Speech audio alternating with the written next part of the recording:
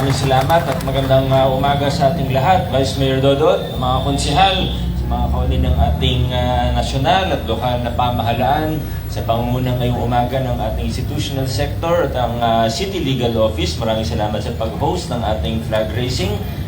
Sa ating mga bisita mula sa PSDBM o sa Procurement Service ng DBM, maraming salamat po kina Attorney Dagsa. Nasaan na po ba sila? Nasaan na sa iyo? Nagtago po sila. Yan.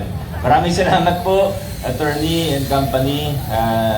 Kami naman po talagang tatangkilikin po namin ng inyong service dahil bukod sa nabanggit po ninyo na maaaring makatipid ang mga opisina, mga ahensya na magamit po ng service ninyo ay hindi lang po pera ang natitipid, kundi pati oras. Malaking savings sa oras ang nangyayari dahil ito po ay siguro masasabi natin isang alternatibong paraan sa pagbili ng mga gamit, mga commonly used supplies, at hanggang sa mga airline ticket, mga software, at marami pang iba. Kaya tayo naman po sa lokal na pamahalaan natin, gusto natin tamang proseso po parati. At isa sa paraan para nakasave tayo ng oras ay gumamit ng PSDBM, lalo na para sa mga common use po na kagamitan na pang mga pwedeng i-procure sa PSDBM. Again, thank you sa PSDBM. Congratulations din siyempre sa OGS at sa lahat ng iba pang mga opisina natin.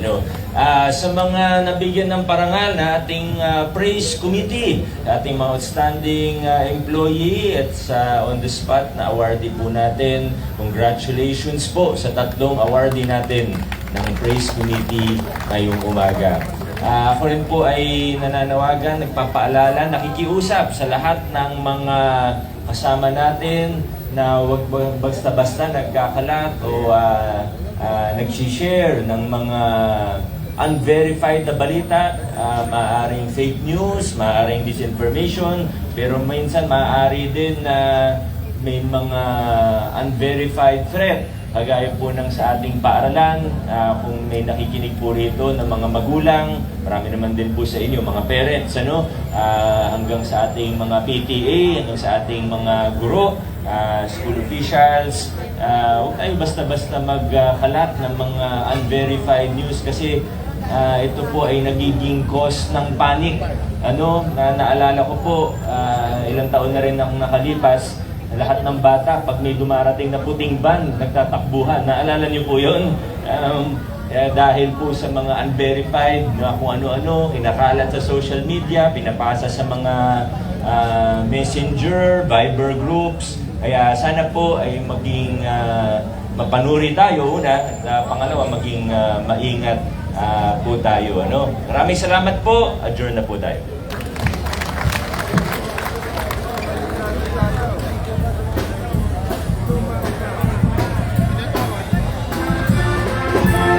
Ang mga sumusunod. Week 3, National Science and Technology Week under Proclamation 169 Series of 1993. National Disability Prevention and Rehabilitation Week under Proclamation 361 Series of 2000. Arbor Week, Proclamation number 129 Series of 1955. July 23, Apolinario Mabini Day under Republic Act 9430 Series of 2007.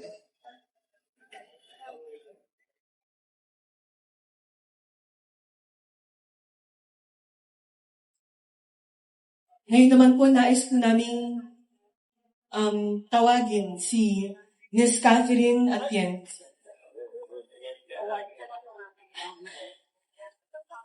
Nais din po namin bigyang parangal ang mga awardee ng Praise Employees of the Month and On the Spot Award, si Mr. Jong Palad and Ms. Fiona Reyes Santos.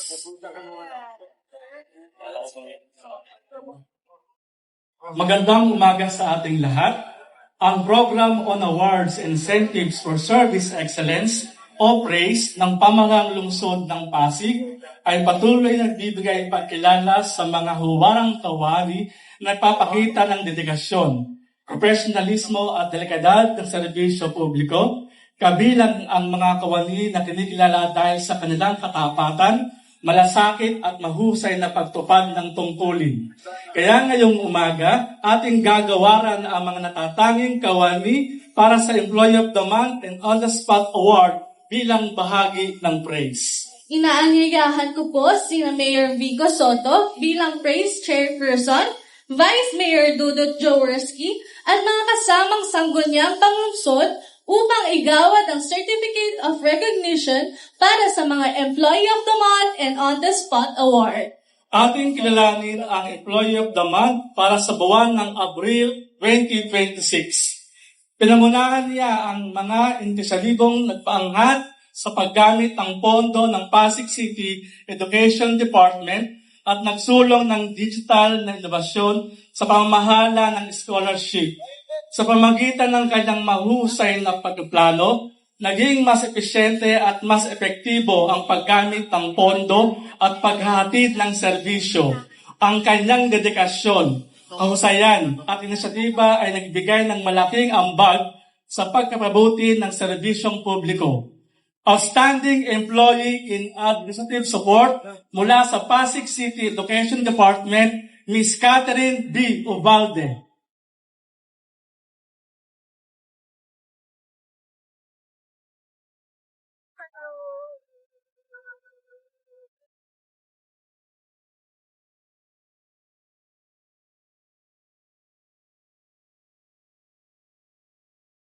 Para naman sa On the Spot Award, kinikilala natin ang mga kawani na nagpakita ng katapatan at malasakit serbisyo na nabigyan ng komendasyon mula sa kanilang mga kliyente. Siya ay nagpakita ng kanyang huwarang paglilingkod, profesionalismo at malasakit sa serbisyong publiko. Ang kanyang natatanging kontribusyon sa Pasig Pass Verification Process at National ID Registration Program, gayon din ang paglilingkod ng higit pa sa kanyang tungkulin. On the Spot Award sa kategoryang Service Beyond the Call of Duty and Exceptional Public Service Delivery mula sa Office of General Services, Ms. Jennifer C. Fred.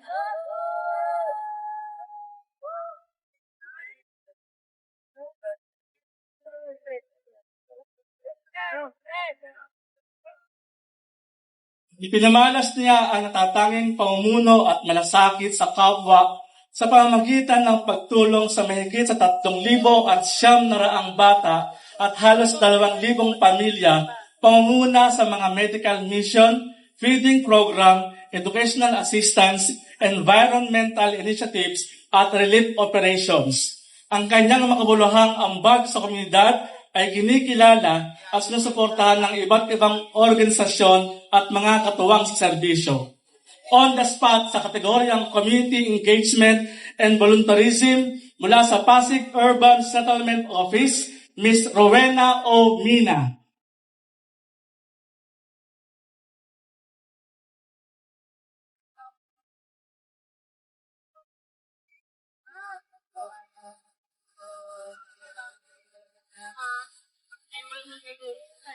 Tunay na kahanga-hanga ang kanilang magagawa at maaari silang maging huwaran ng bawat empleyado ng pamahalang lungsod ng Pasig.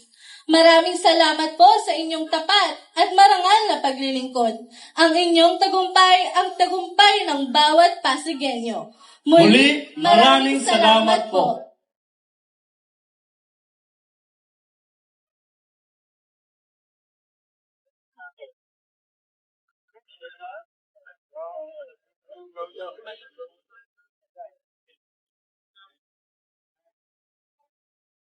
Tinatawagan po namin ang si Ms. Catherine Atienza ng Office of General Services.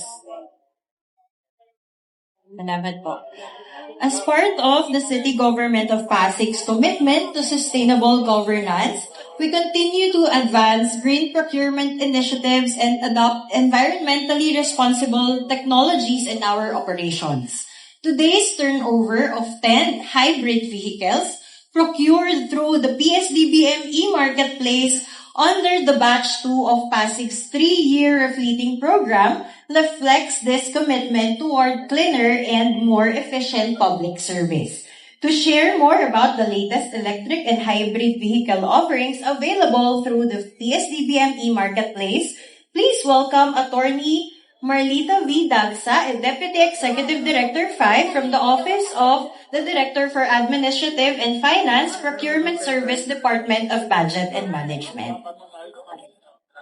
Thank you. So, isang mapagpala at mapayapang umaga po sa ating lahat. Ako po si Attorney Dagsa from the Procurement Service. So, nandito po kami para i-turn over po yung mga hybrid vehicles po na binili po ng Pasig City, ng lungsod ng Pasig. Nandito rin po kami para po i-promote po yung aming iba pang darating na mga common supplies and equipment, especially po yung mga sasakyan po. So, ngayong linggo po, i-onboard na rin po namin sa e-marketplace ang electric vehicles ng BYD,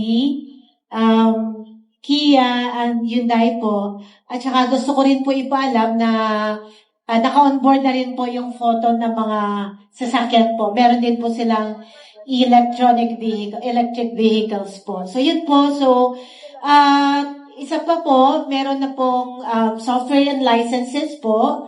Ang ating fulfiller po ay MSI. At saka meron na rin po tayong cloud service po na mabibili po sa PS. So, bago po ako magtapos, gusto ko pong pasalamatan si Mayor Vico, Sir, at ang buong sanggunian sa pagtangkilik po ng mga produkto po ng procurement service. So, dito po nakakatulong tayo na makapag-save po yung ating gobyerno pag bumibili po tayo sa procurement service. So, maraming salamat po.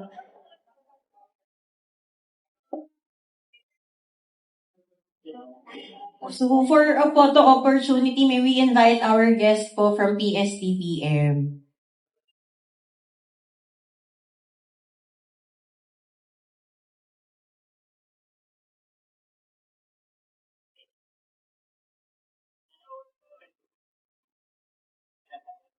Muli, palakpakan po natin ang ating mga bisita from PSDBM.